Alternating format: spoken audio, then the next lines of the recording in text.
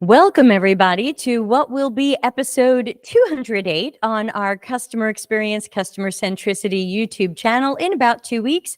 This goes to my paid Patreon members first. So I want to give a super thanks to all the people supporting our community and my content. You can certainly join the Patreon as well. We have a free version as well as a paid version. So there's technically something for everybody. Thanks to everybody who's joined in. So today we're going to have a bit of a discussion. So I welcome people to write questions and comments in our chat room. And what I'm going to do is first I'm going to read an article that I wrote last year to answer some questions that I do get with some frequency about can you really do research when you don't have a hypothesis, or can you really do research when you don't have an idea, a concept, a prototype, a product? How would we do that? And very often I get those questions from startups. So today is especially for startups, but really for anybody. This is not a how-to for research. It's really just to prove that this can be done. And let's see, let's share my screen. So I'll be showing my article while I read through it. I hope that will work for everyone's preferences. So here we go. If you are writing in the chat room, I won't see it till I'm done reading the article, but as I go, please do make comments and leave questions, and I'll take a look after the article is done. All right, good. That's working. So here we go. This is an article on Medium. You can certainly find it. Feel free to share it out with people. I'll make sure the link is in the YouTube description when this goes up on YouTube. So and luckily got lots of nice claps, which is always very nice, but doesn't mean the article is better or worse. So I do get asked two things a lot. One, how do you do qualitative UX research when you don't have a hypothesis for that research? Number two, how can you do research if we don't have an idea, MVP, or product to show someone? What would we learn? And how is this better than just releasing an idea and learning from testing? So first, let's talk about research without a hypothesis, which is the approach that I take and one that I recommend. I recommend that people not go into research with a hypothesis. Once we learn the scientific method in school, we believe everything should come with a hypothesis. Restated, we hypothesize that we always need a hypothesis. So why don't I ever create hypothesis statements when I'm doing CX or UX research? Flawed research sets us up for a variety of mistakes in decision-making, prioritization, and solutions. Hypotheses can put you in a box, skew your project, and create bias. This could lead to flawed research. Let's use some examples based on scenarios I've lived. Hypothesis: our users would like more how-tos around the site. Research or design will then focus on where to put more how-tos and how they should look. But what if users don't want more how-tos? What if they want easier and more intuitive systems? This poor hypothesis will flaw our research and designs. Hypothesis: surfers want a new app to help them coordinate going surfing. A startup I met in 2018 told me they have proven their hypothesis that surfers really need a dedicated app for this. Evidently, WhatsApp, email, texting, and other messengers weren't helping surfers coordinate going surfing. For all we know, they went to some surfers and said, "Would you like an app to help you coordinate going surfing?" The surfer said, "Yeah, dude." And the startup considered the hypothesis validated. Hypothesis: our users aren't converting, and we believe they need words of encouragement to do so. How much do you really know about people's tasks and why they aren't converting? How do you know they need words of encouragement? Which words will be most effective? This hypothesis might skew research and design towards encouraging words, when even if that shows a little lift, it might not be the right solution for the problem. We might not have correctly defined the problem. If we want to go back to our 5-step scientific method, then remember that the hypothesis is step 3. It's not the first thing we do. Step 1 is research and observe. This means we have knowledge, and we've replaced guesses and assumptions with good data. Step 2 is ask a question. Step 3 is form a hypothesis that could answer the question. Then you get to testing. If you start with a hypothesis before your research, you're getting the scientific method out of order, and you might create flaws or biases because you've already selected a point of view, a solution, or a possible answer to the question before you've observed and researched. Bad and flawed research can lead to bad hypotheses. If we ran a survey that asked if you would like more how to's, people might say yes because why not? Or because they think you want to hear yes, or because they imagine you won't make the product any better or easier, so we might as well get more how to's. We then form a hypothesis that says users want more how to's. So now we just have to figure out where. Be careful of crappy research and crappy hypotheses in any order. So again, feel free to ask your questions and add your comments, which I'll look at in a moment. We don't have any yet.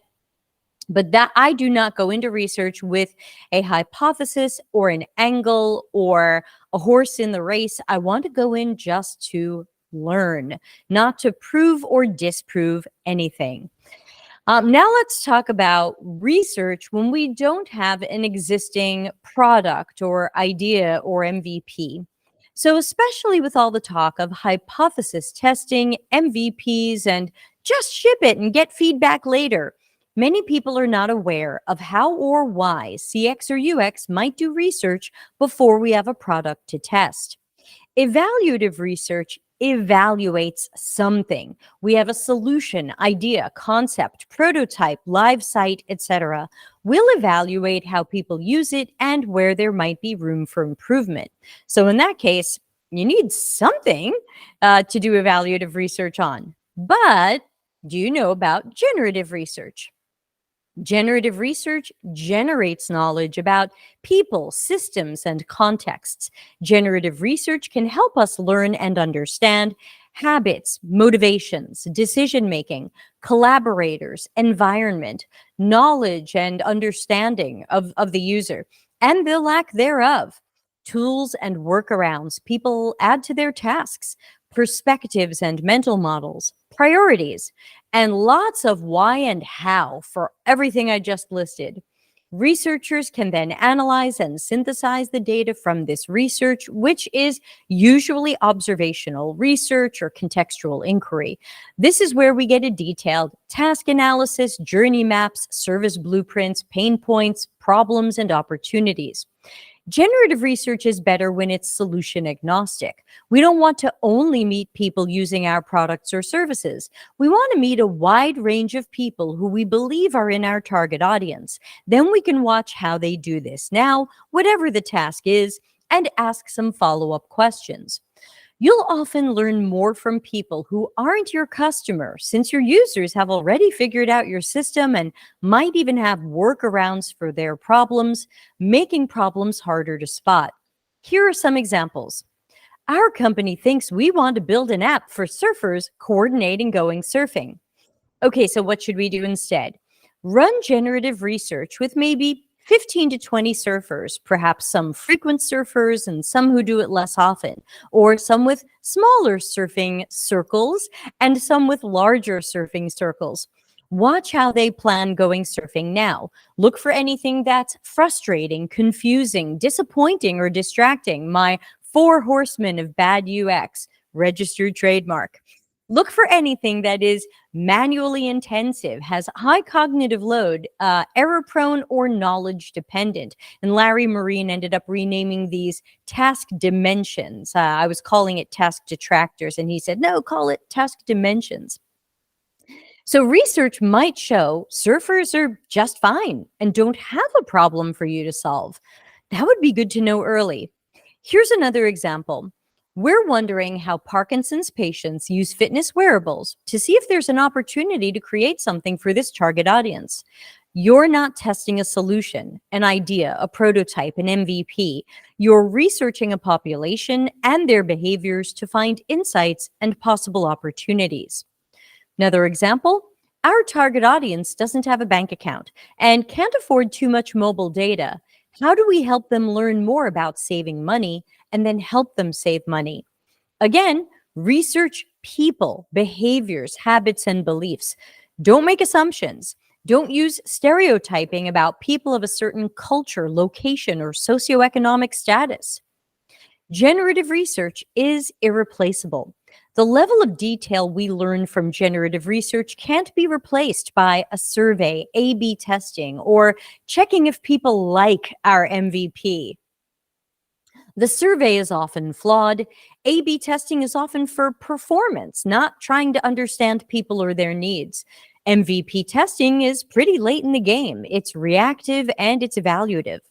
You will reduce your risks and costs if you start with generative research. Instead of build, test, learn, consider models and methods where you learn first, and certainly cycles of learning again and again throughout the process. Don't try to solve the problem until you use generative research to make sure we understand people, systems, and contexts. I also use generative research when we do have an existing solution, because not all research around existing solutions should be testing the existing solution. For example, users aren't converting enough. Well, according to users, they might be completing their task just fine. Their task didn't include what you consider conversion. We should run generative research to better understand their tasks, how they do this now, where there's room for improvement, and what tends to inspire the action you wish they would take. Okay, so to flesh out this example a little bit more, let's say the task is comparison shopping. That doesn't mean we're buying right away, but then you'll say, oh, these people came to the site and they didn't buy. We need to make them buy or convince them to buy.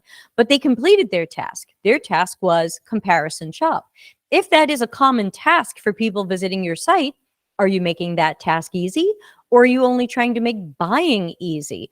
This is, again, where knowing more upfront is going to help you versus the guessing lasagna of let's build something and test it and maybe make some small changes. What if it needs more than small changes? So to wrap up, let's get out of the box and shake off any limits we put on ourselves because we thought we had to have a hypothesis or we had to have a solution or an idea first. And in 13 minutes, that is my article. I'm happy to take questions and comments that you might have. You can ask them in the chat room. Thank you, Michelle. You can also use the Q&A here in Google Meet if you'd like to ask a question anonymously and you don't want me yelling out your name. I also do want to tell a story about a project my company did earlier this year where a startup with some money came to us and said, we've done some designs. We've tried to do some testing. We're not finding product market fit. We don't think we have hit on what our company's really going to offer people. We haven't found that right thing. And they thought they just had to get a designer and keep designing and keep testing until they eventually cycle their way to something somebody wants. That is likely to be slow, expensive, and probably very difficult because you're not always working from good knowledge about people. You're just trying to make the last thing you guessed at a little bit better in many cases, not always. So what we did was we said, okay, forget about whatever you've been designing just for a moment. We'll do generative research. We'll find 30-ish people, give or take, that fit your target audience who happen to be American millennials. We will study them through conversations and maybe a little screen sharing about your particular topic that you think your startup wants to cover. You want to build something in this realm. You're just not sure what it is. So again, here we are researching with no hypothesis about these people. We made no assumptions about who they are, what they needed, what we could sell them. And we also had no product to show them. We just wanted to see, how do they approach this type of task now? What are some of the things on their mind? What's working and what's not working? Do they have collaborators? How do they make decisions? What influences them? And we ended up with a freaking mountain of awesome information for our client. And of course, I can't say too much about it. But basically, we were able to give them, first of all, the first thing we did was we wrote problem statements. So we didn't go straight for solutions, even though our client asked us to give them, kind of build them an ecosystem and design their business and come up with their value proposition and maybe even a product roadmap, which we did build. We didn't start with that. We didn't start with, here's the features you need. We started with, here's the problems your startup could solve. And we gave them a long list of problem statements based on those interviews. And we said, look, you can solve these however you like. It's your startup, but here's what we think. So again, as a researcher or a team of researchers, we want to be strategic. We want to be advisors. We want to give people actionable suggestions and not go, yeah, here's a bunch of things people said, good luck. The client already had that. They had previously hired a company to do what I'll put in air quotes as user research. The company spoke to 8 millennials in New York City, making roughly $100,000 a year. And the report they gave to the client was 36 pages of everything everybody said.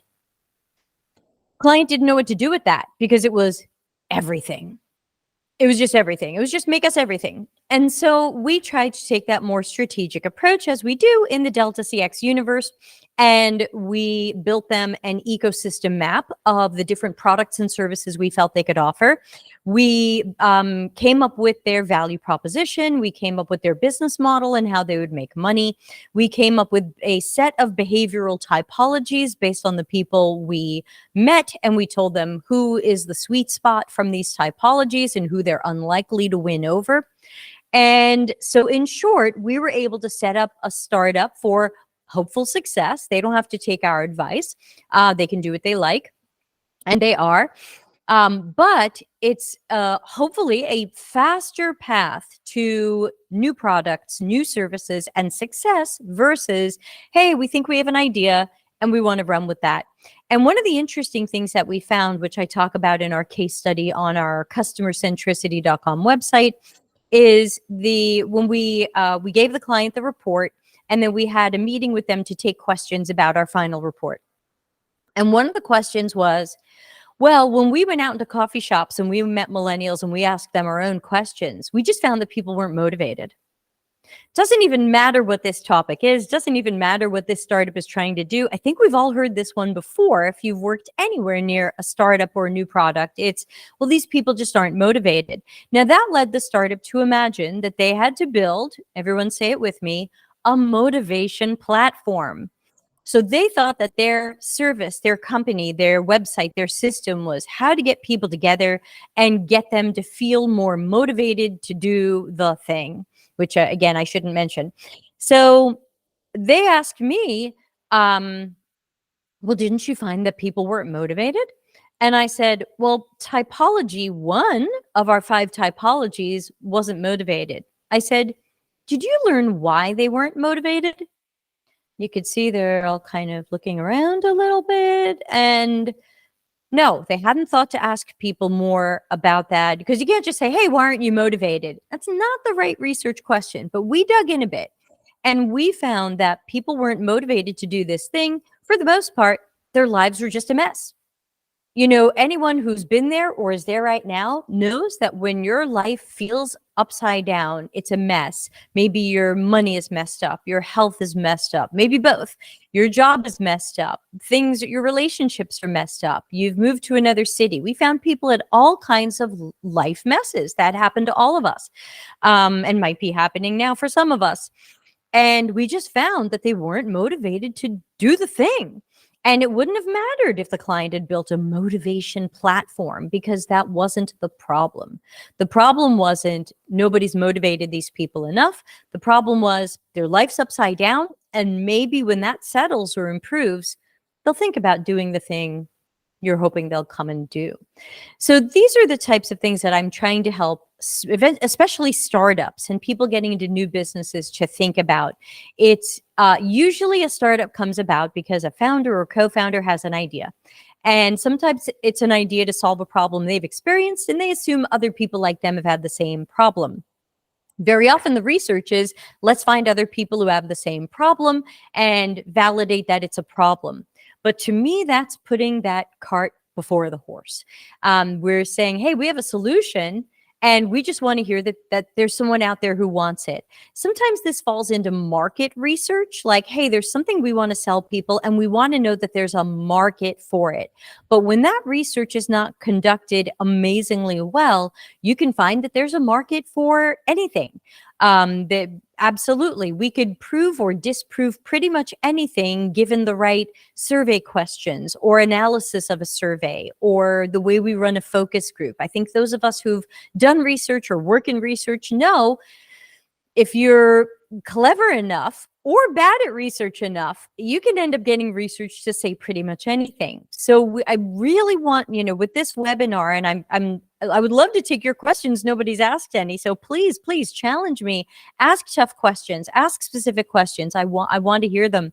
I really want to get startups thinking about bringing in professional researchers and doing better early generative research. Did it take time? Yes, it took my company 6 weeks. Did it cost money? Yes, we charge about $60,000 for this work in 2023. For some startups, that's nothing. And for other companies, that's an unattainable amount of money and they'll never be able to hire us. And that's okay. We're sorry. But not sorry enough to lower the price. We did some math. We can't lower the price. Someone else maybe can, find somebody who's fantastically talented, great at research. There's a lot of people who've been laid off from research jobs and absolutely know their stuff.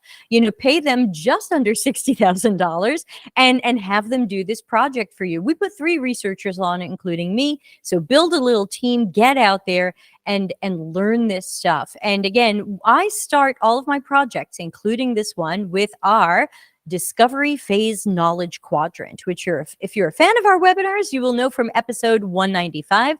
This one's, other side. This one's 208. So you can find it on our CX-CC YouTube channel, totally for free, no ads, episode 196. So you can just go to YouTube and look for CX-CC 196. And it's an exercise that I do to capture the clients or the stakeholders or the cross-functional teams' unanswered questions. It could be related to the target users, the technology, the market, whatever it is. And that way we can then design one or more research studies that will answer those questions. Boy, clients sure love it when they have questions and you have answers. And you have good answers that are backed with evidence, data, and knowledge rather than, well, we ran a survey and we talked to 3 people and we think we have a thing and people say yes, they like it. Michelle says no questions yet, just absorbing it. It's great. Okay, well, thank you, Michelle. It's very sweet of you. Very sweet. I'll put up a heart emoji for that. So these are just, stories from the trenches. I've been doing that at my current day job where I've been running my knowledge quadrants. Again, episode 196. They're also mentioned very briefly in my Customers Know You Suck book, but we go into super depth in episode 196. I talk about how to set them up, how to run them and facilitate them. So you'll really walk away, I think, knowing exactly what to do. You don't need me to do it with you or for you. All right, let's get what Maddie is saying. Hi, Debbie. Love the information. I apologize if I missed this, but I'm wondering how you would handle if a client comes to you with a specific problem and what they think the solution is. Do you follow through with their question or convince them to take a step back and further explore the problem space? Super question. And you're right. I didn't address that because it wasn't in my article, but let's talk about it because we've got some time for the webinar. So it depends. I recently had a startup say to me, look, we found product market fit. Our clients freaking love our stuff. They join us, they stay with us, and they're paying us. And then you go, okay, there's always room for improvement, but at least these people are in a good space. We could still challenge them a little bit. But interestingly enough, they said they wanted us to do research so they could better understand their customers so they would know how to grow. So that's a wonderful client who still wants to get that knowledge. So if you have a potential client, especially who's a startup, and they're saying, hey, look, we know what users need, or we know what problem we're solving, then usually I say, great, give me all of your data about that.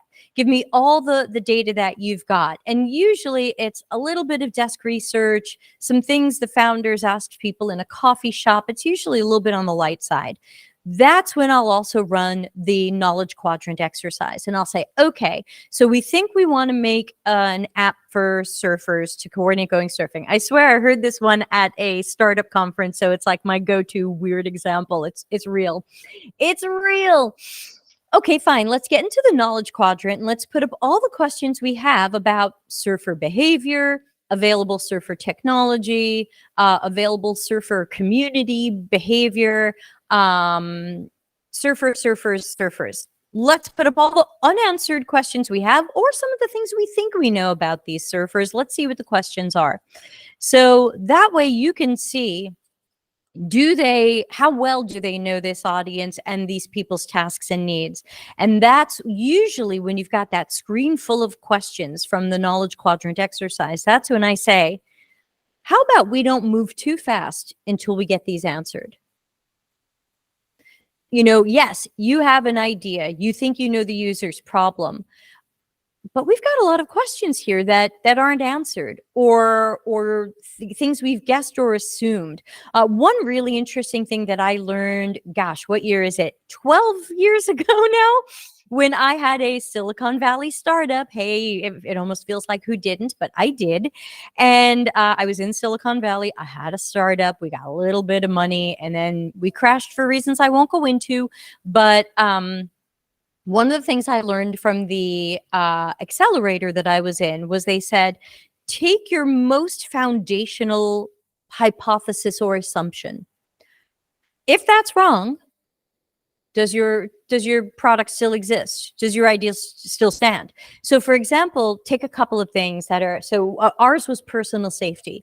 What is the most foundational assumption that I could make about a personal safety system or product or service where if I'm wrong, I'm toast?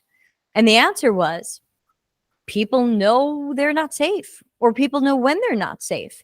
And I found that even though we had a great solution for the problem, and I'll always feel that we did, and no one's still done it since, I found that when I went out there and did more research, a lot of people said, what are you talking about? I'm safe all the time. I went to a real estate broker conference.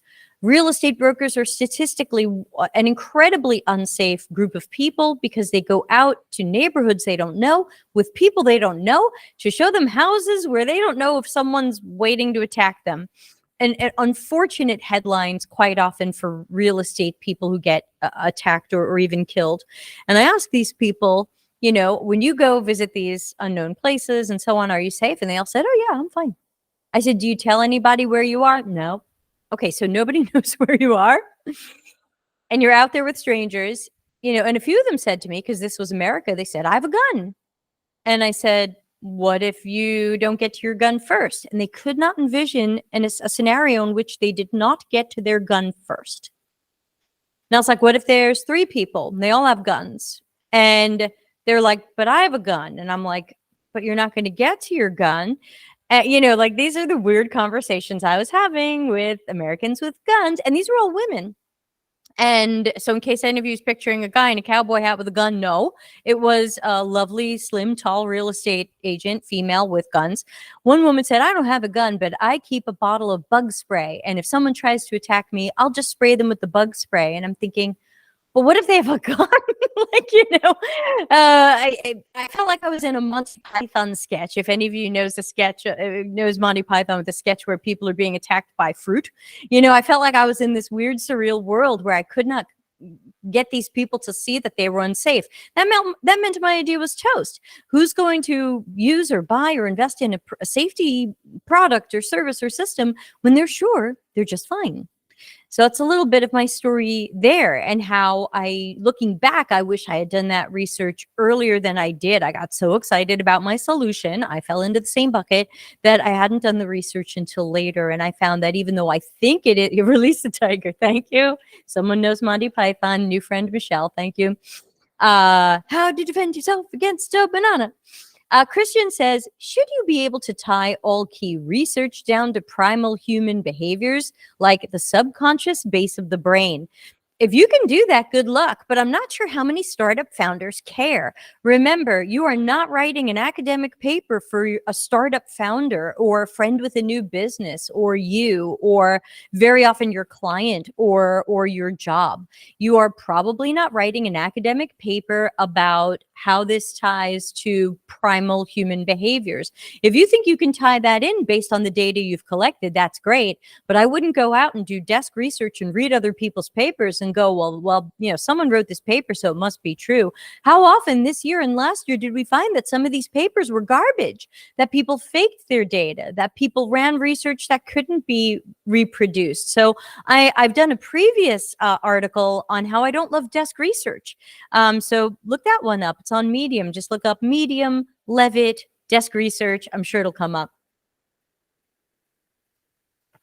Remember that your client, assuming they're your client or your job, they don't want to be convinced that you're researching primal human behaviors. They want to understand, are surfers going to buy our surfing coordinating app? And you'll be able to tell them probably not, because they all love WhatsApp. I don't need primal human behavior and subconscious base of the brain to have the data, if that's what the data shows, to have that conversation. Real estate story was helpful. Yeah, thank you, Maddie. It's one of those, it's a world of stories over here at Delta CX. Elena says, hi, Debbie, I have a question. Let's say I'm partnering up with someone for a project or very early stage startup. The other person mainly wants a designer for their product idea. Super common. The assumption is our idea is pretty good, or at least it's a good starting point. So just get us a designer who can, turn on my fan, make those screens. How do you convince someone to question their assumptions and that research should be done first? Okay, so let's start there with Elena's question. Then I see there are other questions. Oh, I hope you're coming to Lisbon, or at least remotely. How do you convince someone to question their assumptions and research should be done first? You can try, but I found that with many startups, it's hard because people fall in love with their ideas and they've read crappy books that tell them the first thing you should do is just get it out there and try it. Joel says in a similar situation. Now, the interesting thing is that so many people are working from the lean startup and books like it. Yet we have enough data now that it's 14 years or whatever since the lean startup was written and released. We now have enough data to show that 95% of startups go out of business within a year, sometimes 2, sometimes less. And nearly everybody will tell me, I'm using the lean startup method. I feel like we're at a point now where we should be severely questioning the lean startup method. It does not have a great track record. There are so few startups that are successful. And when I wrote my Medium article, pooping on the lean startup book, I got a lot of comments, amazingly, mostly from white guys, telling me how wrong I am, and I clearly don't know anything about startups or the lean startup book. I might not have even read the book.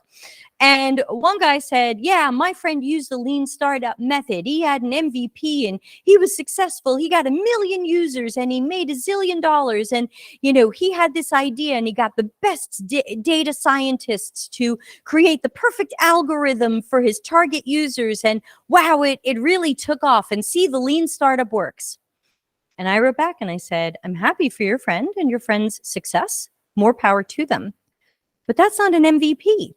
By definition, the minimum viable product is probably not hiring a team of the best data scientists to create the perfect algorithm for the users. The minimum viable product is probably some tiny starter subset of wherever you were headed, where that would be the eventual solution. Maybe it was a prototype that faked the algorithm to see if this is the right thing for the people.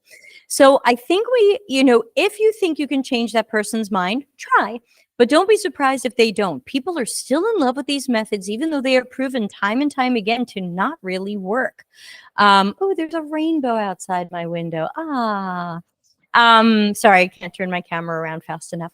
So I would say you can try and say, look, The Lean Startup was an interesting book. Try the word interesting. But unfortunately, we've seen so many startups who have used that technique fail, and sometimes fail quickly and permanently. And I don't want that to happen to you. Before we move forward with your idea or design, why don't we research the target audience a little bit more to see if we're headed in the right direction, and to make sure that they have real problems that we understand well, that we can then solve. Now, if your person says, no, I understand the users, this is fine, this is great, then you know what you have. And either you want to be a part of whatever they're doing or you don't. That is up to you. I have this story. A friend of mine was creating a startup many years ago. And I said to her, let me help you out. Let me do some research and just make sure this is going in the right direction. And it was a marketing tool. And she said, great, talk to customer number one, Leslie. Leslie is my biggest fan. She's absolutely going to be customer number one when this comes out. I said, super. So I made an appointment with Leslie and I spoke to her and I asked her a number of questions. And a lot of them were about how she does certain marketing tasks now and what she would change about that. And she said, well, I've been doing this 20 years. You know, I've really refined my process a lot. And I don't think there's anything I would change. And I thought, no, surely there's something. I said, well, if you had a magic wand, there must be something you might want to improve or make more efficient about this marketing task. And she said, no, I've really been improving it for 20 years. I'm pretty happy with how it works. I tried again. I found another way to ask a question about how you might save time, save money, do it better. Nope, I don't think I would change anything. So I said, okay, so you're not customer number one. And she just had this look. She goes, I'm not customer number one. I said, you're probably not going to buy or use this at all. I'm not sure you need it. Now, of course, I had this very frank conversation with her because this was a triangle of people who knew each other. I knew my friend. She was a friend of my friend. And I actually knew her. I'd met her many years ago at an event. So I just figured I'm going to go there and say the things and take off the researcher hat for a moment. I said, you're not going to use her system. And she was like, I'm not going to use her system. I said, okay, that's fine. Thank you. I'll have a talk with her. And I went back to my friend and I said, bad news, customer number one is not customer number one. I think we need to talk to a few more people and find out what their real problems are so that, you might need to pivot what you're doing. And my friend said, I don't want you to talk to any more people. My idea is good. You can all guess where the story ended. The story ended a year later and a lot of money later when my friend shut down her startup. And I gently emailed her and I said, can I ask what happened? And she said, nobody wanted it. And everyone on this call knows what I was thinking. We knew this. We could have known this. We could have foreseen this. So the research is really important. And the research doesn't have to take long or be expensive, but we want to make sure we're going in the right direction. Joel says, is lean startup tied to having an agile environment? Not necessarily, but agile adopted the whole MVP thing. So back to Elena's question, how do you convince someone to question their assumptions and that research should be done first? You can try with some of the things I'm talking about and just talk about, look, it's really important to make sure that we understand things from the users and customers' perspectives and make sure that we understand their real problems and that we've dispelled any assumptions. Run the knowledge quadrant. Find out what their unanswered questions are, guesses, assumptions, episode 196, and say, okay, let's answer these questions before you move forward. Because just in case there isn't a real problem here to solve, or just in case we need to pivot, you're going to know that super early, and you're going to save so much money on having this engineered or built or whatever it might be. We might know ahead of time that there's a better direction. And again, if they say, oh, that sounds interesting. Yeah, let's try it. Good. Door open, plan it. Ask me if you need help. If they go, no, I have a great idea. I know people love it. I've spoken to a few friends and they all think this is a great idea. Then we're in ego land. And if this is a friend, you have to decide what to do. If you are partnering with them, be careful. You could spend a lot of your time on a giant nothing. And that's the downside to being a partner or having a percentage of the business and not getting paid for your time. I always prefer to be paid for my time. I don't want a percentage of something that has a 95% chance of not existing next year. Elena also asks, how do you do research with no resources? Would you say qualitative interviews are a good first step, and how do you build from there? It depends what resources mean. If you imagine, let's say you're giving your time for free because you want to see this research done and you are a researcher and you know what to do, then you're not paying for a researcher. You're not paying my company or somebody else. So all you need is a little bit of money to give people to thank them for being part of your study. If you talk to them for a half hour, an hour, maybe you give them 30 euros, 50 euros, depending upon who they are and what they think the value of their time is. Maybe you're giving them 20 euros each. Maybe you're giving them 100 euros each. If you go out and talk even to 15 people, and even if you gave them 50 euros each, that's just a few hundred euros. So even with no resources, there's still ways to do this if you are a researcher. So if you're not a researcher and you have to bring one in, then of course now you're paying for a researcher. Some people say, oh, well, we're going to just offer them a percentage of the company. I always tell people, don't do the work. It doesn't make sense to do work for a percentage of something that has no value and might not exist next year. Get paid. If you want to be a partner and take a share in it and take the risk, that's your choice. But if you're being brought in as a freelancer, and some people say, well, I'll do the work for free so I can put it in my portfolio. Can you? Or is it confidential? If it's confidential, you can't even put a lot of it in your portfolio. So be careful about, I'll take the free work and put it in the portfolio. Ooh, we've got a few more minutes left together. Let's see what else you're saying in the chat. Anna Lucia says, Agile is a methodology for managing people. Lean is a methodology for processes.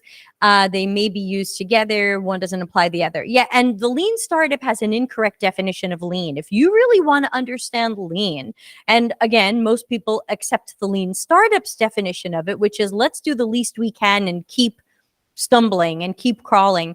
The original definition of Lean, which was invented by Toyota many decades ago, was the idea of think about what lean means. We cut waste off of something. We cut, people say trim the fat. Fat is delicious, but you know what they mean. So the idea of original lean was we're lean because we are being smart about what we do and we are reducing waste, reducing risk, reducing defects. Startups tend to do the opposite. High risk, high waste, and lots of defective stuff that doesn't work right or match what people need. Lots of minimum viable some things when our customers and users don't want minimal viable anything. They want something that matches them and works well. So that's what we all want. That's it. It's so simple. I want a company that understands who I am and what I need and understands what my problem is and has a good solution that matches my style. So you could be agile, you could be not agile, you could be lean, you could be not lean. But I think it's best if we are trying to be lean. And to me, the argument for lean or the argument to Elena's startup partner is, and you're welcome to show this video. It'll be available to Patreon members, paid members later today. It'll be live on YouTube in 2 weeks. So send it to them today or in 2 weeks, depending upon whether or not you're a paid Patreon member at patreon.com/CXCC. Don't you want to be lean? If you want to be lean, what's lean really about? Lean is about not wasting time and money on guesses, assumptions, chasing ideas just for the sake of chasing ideas. A lot of startups think they have to go fast because they have to be first to market. You're probably not first to market. You probably have competition. Startups think they have to go fast because they have to impress an investor. The worst thing that happened to my startup was getting an investor. So I'm not sure that is necessarily the right way to go or should be our shining star of what we want next. Where's the product market fit? Are you creating something that people want? Or think about the startup we worked for earlier this year, the story I just told. They got money. They got money from a very famous company. They still had no idea what they were going to make or why or how it was going to work. They still couldn't design something that people wanted. They were stuck. The money doesn't solve the problem, and the money can add to the problem. That's a separate show about why getting a startup investment can sometimes suck. Maddie said, I didn't realize this at the time, but in my last position, my boss was following a lean methodology for a product development cycle, and it ultimately failed because no one wanted the product. That's right. If it were true lean, if you look up Toyota's definition of lean, then we're trying to eliminate inefficiencies, waste, risk, guesses, assumptions. True lean says, don't go out there and just run with guesses and assumptions. Do some digging, do that research, understand people, understand your technology, understand your root causes, map out your process, or map out your customer's experience and find where this is effed up and make it better. Lean is about a lot of these things, real lean, but lean startup and lean UX and lean whatever that showed up mostly on book covers in the last 10, 12 years. This is like a fake lean where it just says, just go fast, go as fast as you can to get to the next thing. And to me, that's not good business sense. I have an MBA. That doesn't make sense. If you want to be successful, you have to be strategic. And if you want to have a good strategy, you have to think about, the understanding the playing field, or the battlefield, or however you see where you are. And you can't just say, well, I have this fun idea. I think everybody should have giant cups the size of their head. So let's just make them and send them out there and see what happens. Okay, but now you've designed a cup, manufactured a cup, and now people might feel pressured to say, yeah, that cup is great. I'm going to listen to episode 196 next. Please do. Says, yes, thank you, Christian. So yes, even if you are lean and fake lean, and even if you are agile and fake agile, and even if you're following the lean startup or lean whoever, lean marketing, lean UX, lean product strategy, whatever words the words don't matter anymore. They've become meaningless. But whenever, to me, the bottom line is, are we focused on speed? Or are we focused on quality? We probably can't focus on both at the same time. One of these is going to win. Someone's either going to tell us, don't worry about it, just go fast. Or someone's going to say, you know what, it's okay if you take a little bit of time because we really need to know that. Or it's okay if you take a little bit of time because we really want to understand that. It's what companies with R&D, research and development departments do. And usually the companies we admire the most have these departments. Apple, Samsung, Disney Parks and Hotels. But yet a lot of companies got rid of their R&D departments because they said, oh, they're too slow. They're not agile and lean. Congratulations. We now live in a world of constant garbage that we want to throw out the window. What's the last product or service you were really, really impressed by and you're thrilled to pay for? It's so rare. Seems like the antithesis to build it and they will come. Yeah, and the problem was with build it and they will come. Pimsleur, I don't know what that is. We live in it's sad but true. Build it and they will come was also, it was like the 1980s, 90s version of this stuff, which is like, it was something people used to say to each other in the 90s, like, if you build a website, you'll get traffic to it. That was literally what they would say, because it was from a line in a movie where a guy builds a baseball field and like the ghosts of famous baseball players show up, right? So was that what it was? So if you build it, they will come. And then we would say that about websites. We would sell people on, you need a website. And if you build the website, you'll get potential customers. And that just didn't end up true. And it's becoming less true. Elena says, do you have any recommendations for before the Lisbon workshop? Any books, articles, videos to make the most of it? No, I'm going to be there teaching stuff. I'm going to be teaching my usual stuff and some of my new stuff. And so there's no prerequisites for my Lisbon workshop. Those of you who don't know about this, tomorrow I'm flying towards Lisbon. I'll get there on Friday. And I'll be doing a workshop on Saturday. It's kind of the best of Debbie Levitt. It's some webinars I've done before, kind of put together in a full day extravaganza. If you're interested in attending remote, there are still remote tickets. If you're watching this in the future, sorry, it already happened.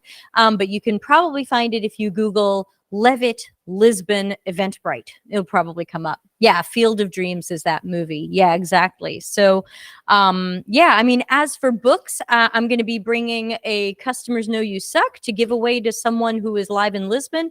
And I am bringing a Disruptive Research to someone who will be live in Lisbon. So these are the books I recommend right now. Yes, I have a horse in the race. I wrote them. I like them.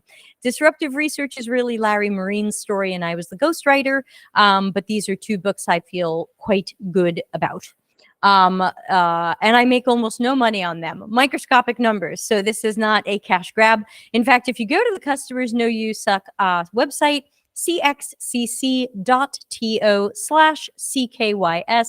I've got lots of ways that you can read the book for free or about $1. So again, not a cash grab, just read the book. I've got my audiobook up on my YouTube channel for free. So if you want to listen to the audiobook, head over to the CXCC YouTube channel. All right. Please note we're winding down soon for the holiday season. We're going to make sure we've got lots more of these free webinars for you starting probably mid or late January. But we do have a few more coming up. So I want everybody to check out cxcc.to/events because you can RSVP and join us. Monday the 6th, we're going to have another fun talk with Steve Johnson, our product management specialist. We're going to tell stories about bad research we've seen companies do and what we think they should have done instead. And then the week after that, we have a super special guest on Monday, November 13th. He's an American accountant. Some of you might be saying, I'm not in America. That's okay. We're going to be talking about things to think about financially when you are a freelancer or contractor. So even though some of the things might be America specific in general, they're going to be good things to think about when you are thinking about pricing and budgeting and dealing with clients. So bring your questions, even if you are not American or in America. And then I think we'll be winding down for the holidays. So thanks again to everybody for joining the webinar. Sorry it ran a little bit late. I will stop recording. And again, this will go up soon. Oops, sorry if there was a little blip there. This will go up very soon on the YouTube for our paid Patreon members. Then catch it in 2 weeks as episode 208. No, that is cxcc.to. It should be above my head. TO. Yes, I'm trying to point at it, though. It's superimposed. cxcc.to is my URL shortener. Customer experience, customer centricity to something else. So again, I'll stop the recording. Thanks again to everybody who joined and participated in small or large ways. And I hope to see everybody again soon at another wacky Delta CX thing. Thanks.